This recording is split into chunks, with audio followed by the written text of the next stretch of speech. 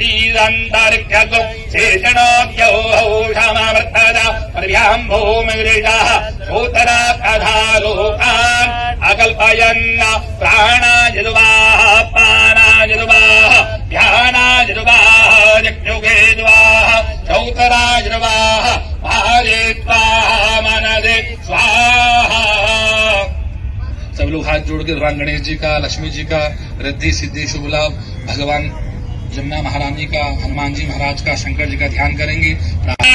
पीताम्बरं त्रिनयनं परमं पवित्रम् उद्यत्तिवाकरणि भूज्वलकान्तिकानन्तवीर्या बिजवत्तबीजं परमासिमाय सम्मोहितमदेवि नमस्तमेतत् तन्मयि प्रसन्नावो विमुक्तिहेतु गङ्गातरङ्गरमणीय जटाकलापम् गौरे निरन्तर विभूषित वामभागम् नारायण प्रियमदङ्गमदाप्रहारम् वाराणसीपुरपदिम् भज विश्वनाथ मुरायकाय कालिमालराम वामधारिणी तृणेन कृष्णवृत्तिपात्रिलोकशोकहारिणी मनोनकूल कुञ्ज पुञ्ज धर्मदा धनोतु मे मनोमल कलन्दनन्दनी सदा। ध्याय ध्यानं समर्पयामि कृतार्थनेन।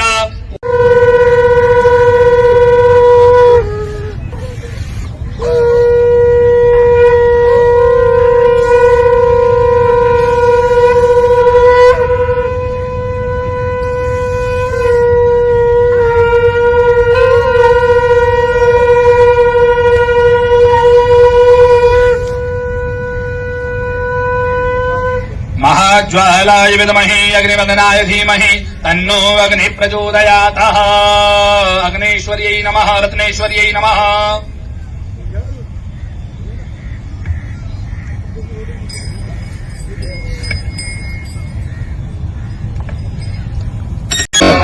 लेकिन अगर यमुना मैया की सफाई हो जाती है तो ये बहुत बड़ा पर्यटन स्थल बनेगा।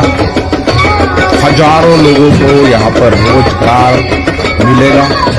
शाम को लोग यहाँ पर घूमने आएंगे और एक स्वच्छ शहर की छवि भी दिल्ली में बनेगी। दिल्ली देश की राजधानी है, लेकिन दिल्ली को इस तरह से लूटा यहाँ के नेताओं ने कि दिल्ली सबसे बड़ी पोल्यूटेड राजधानी बन गई, यानी प्रदूषण की राजधानी बन गई। देश की राजधानी तो मैं क्या कहूं, लेकिन अब एक नव युग की शुरुआत हो रही है।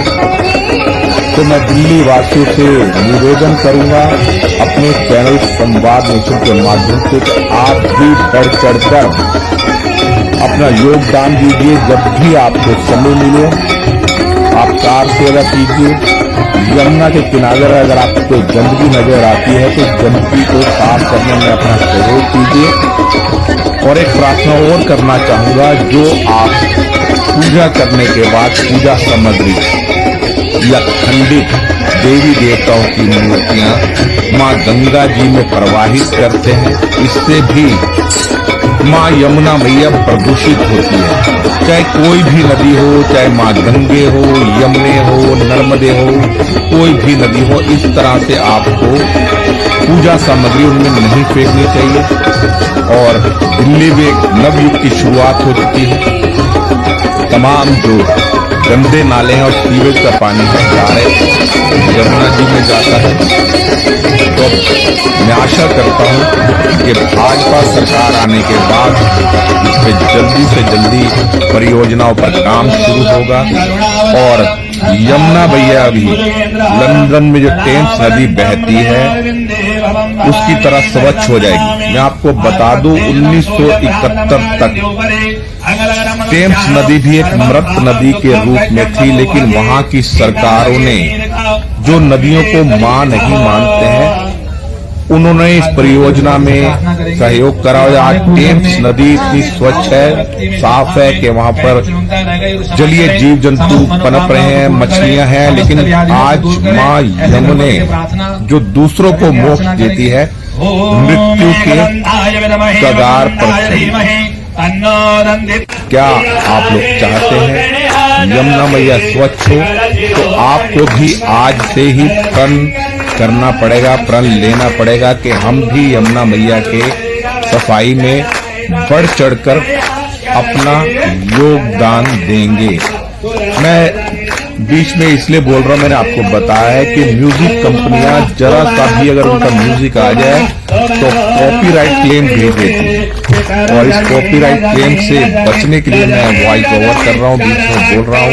इसके लिए मैं क्षमा चाहता हूं।